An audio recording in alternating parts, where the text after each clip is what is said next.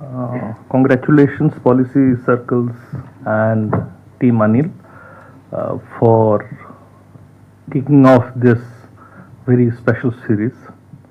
I know what it takes to start or put in place such initiatives.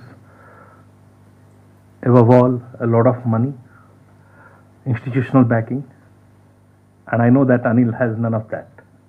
So it's the sheer goodwill and well wishes from friends and fraternity people that has brought Policy Circles to this state, and I wish you all the success as you go forward.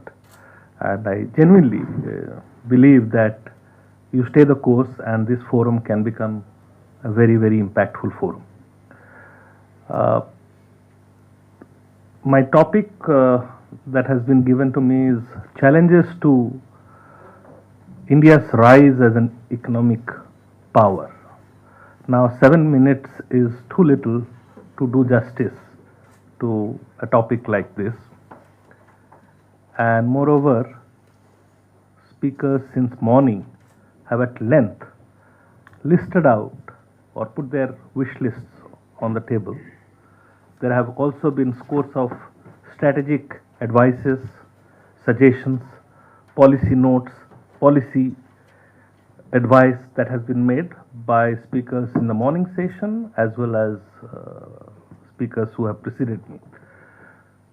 So I'm not going to be getting into some of those details. I think we'll never be able to end the list, and more importantly, all these challenges and opportunities are well documented. Honestly speaking, I have no answer to those challenges and opportunities. If I had one, you won't have been having my time here. So let me kind of try to therefore indulge the next 6 minutes. I've managed to navigate 1 minute without saying a lot of things and saying nothing. Next 5 minutes, again, let me indulge in some wordplay and try and come across as I said something smart and intelligent. But I know this is a very different gathering, you will catch me. I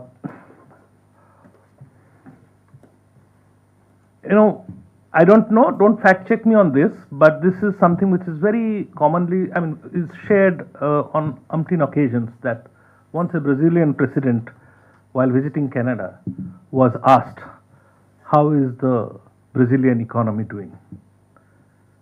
He is believed to have answered, the Brazilian economy is doing fine, the Brazilian people are not. So when we talk about economic power, and that's what I'm going to do in the next 5 minutes, is just to leave you with a few questions and possibly a framework that can emanate from these questions to pursue as we go ahead. And I think this is an opportune moment to talk about some of those things. The moment we talk about economic power, we are not talking about economy or economics per se. The moment you talk about economic power, the linkages between economics and politics comes in. Then the question follows, when you talk about economic power, who is it empowering? Who gets empowered? And that, if I can fall back upon Charles Dickens' A Tale of Two Cities and tweak it a bit and try to fit it to this occasion, one statistic, two tales. Let's, for example, take what is the most visible imagery of the last 30 years of economic liberalization? If I were to ask you, sitting here, any answer? Most visible imagery. Anybody wants to take a guess? Technology. Mobile phone. Roads. Technology. Mobile phones, yes, good answer. Roads. Roads. Mobility. Okay, let's take one aspect of mobility. Automobiles. I think that's, conventionally, the automobile revolution was the biggest imagery of industrialization, right? And we struggled with for first 4 decades. And the biggest thing that in the post-economic liberalization, people buying cars, the ease with which they buy cars, how we moved a four-wheeler becoming an aspirational aspect compared to a two-wheeler. So who bought all those cars? Have you ever thought about it? Of every 3 new cars that were sold in these 30 years, every third car had a woman owner.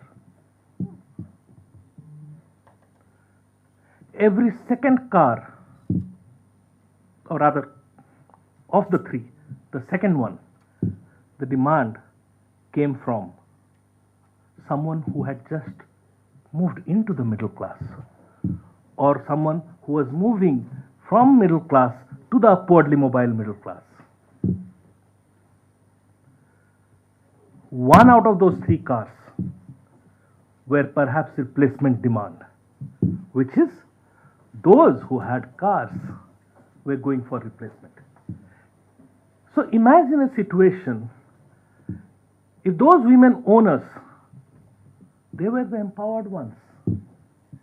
If they were not empowered, those who joined the ranks of middle class or moved from middle class to the upwardly mobile middle class, there was a social mobility also involved.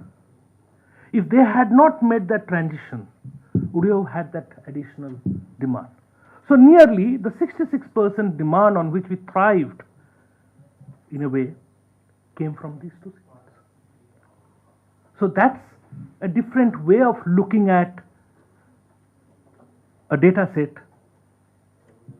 All that we have heard is how India is rearing to be a great automobile market, one of the world's fastest growing. This is all that we have heard over a period of time in headlines, right? When did we actually look back and say, who is buying it? How is buying it? If personal mobility is to be celebrated, then is there something, what is it behind this that led to this? And do we then focus on those things? Okay, let me twist the thing again and take it to a different level. I do not deny that this great advancement in personal mobility needs to be celebrated. But today when I had to come here, I live on the expressway, I spend an hour, I spend a lot of fuel, a lot of effort to reach a place like this. So, not decrying the advancement that we have done in personal mobility, can we once ask the question, has there been an opportunity cost involved? What happened to community mobility? The mess that you have with the traffic today in Delhi, could we have 10 years ago, 15 years ago, if we had looked at public transportation, if we had looked at our urban planning in terms of decentralized workplaces, could we have had a different outcome? Who does that empower? So that is why I raised this question. One statistic, many tales, and there are different kinds of results you will get. We said, and many speakers touched upon the issue of climate change, how we are responding, how we are taking great strides. But look at what is making headline out of it. Where are we moving very fast? We are doing excellent on EVs, right? Every corporate sector has lined up EVs. Bank loans have come, interest subsidies have come. We seem to be moving with a great pace. But could there have been an answer in the public transportation? Was there a public opportunity cost involved?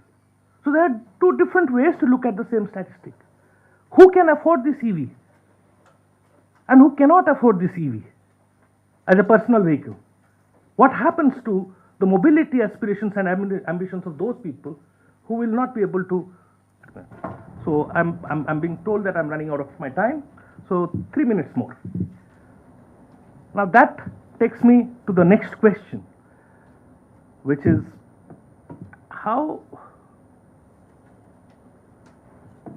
what kind of a power we want to become? Do we want to become a power that is monopolistic,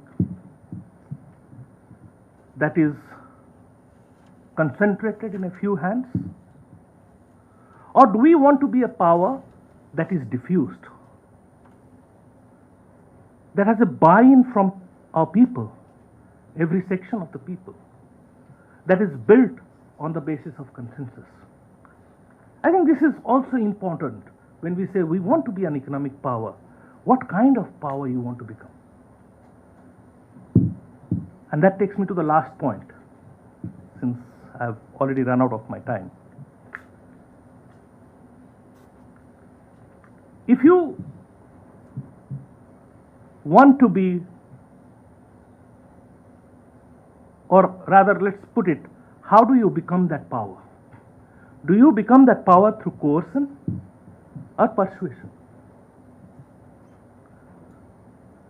You can exert your economic might, political might, social might. In the inaugural session, the minister outlined some 5 ambitions of India in the global playground. It is difficult to disagree with any of those ambitions. But the question is, how are you going to pursue those ambitions? Do we really need a lot of chest thumping around thanks do we do? Or do we do it differently? If Chairperson, if you give me 1 minute more, an example which many of us can relate to, in our younger days, when we took to smoking, we did it in hiding. Once with my cousin, when I was smoking, my local guardian was coming and I said, let's hide. He said, no, he will find a way to ignore us. And we did that. We went back. He smiled. He said, did you get enough fresh air? I said, yes. It ended there. Several months later, my mother told me, why are you smoking cigarettes? Now, my father had a right, when he heard from my LG, had a right to say, don't smoke. But he did not exercise that right. He did not exercise that parental right. He told my mother. My mother told me, it was an act of persuasion. I haven't given up smoking till date, but I do that with a sense of guilt. That's the power of persuasion. How do we become a persuasive power? And that will throw up several questions as to what do we want to premise our development on. Can we premise our development aspirations, development ambitions on the belief that they can be delinked from democracy, the questions of citizenship, the questions of stakeholder participation and consensus? What makes meaningful development? Those are the questions with which I will leave this house to ponder over. Thank you very much for giving me this opportunity.